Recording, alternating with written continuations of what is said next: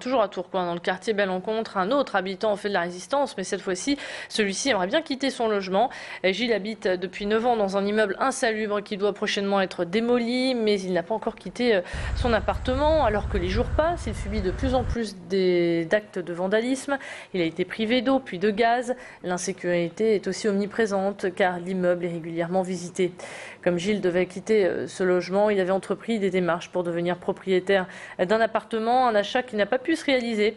Entre-temps, Viloggia a pu reloger tous les autres locataires de cet immeuble et Gilles, lui, est resté donc seul dans cet immeuble. Le bailleur social lui a donc par la suite proposé un appartement, mais il l'a refusé car il ne lui convenait pas. Aujourd'hui, Gilles se retrouve les pieds dans l'eau. Il continue de payer son loyer et déplore ses conditions de vie. Une situation difficile à vivre. Gilles est actuellement suivi par un médecin. Quand on est caché, ça fait bientôt 2 ans que ça dure comme ça. Déjà, j'ai des problèmes au boulot, puis plus ça. Comme avant, moi, comme je vous dis, c'était familial, donc on voyait l'un l'autre. Maintenant, il n'y a plus un chien, à part les voleurs de temps en temps que j'essaie de choper. Les pompiers ont défoncé. Mais ce qu'il y a, c'est comme à l'intérieur, il y a des verrous. Mais c'est pareil, ils ont des passes, donc ils savent rentrer. Un coup qu'ils sont dedans, ils rentrent et vont se servir.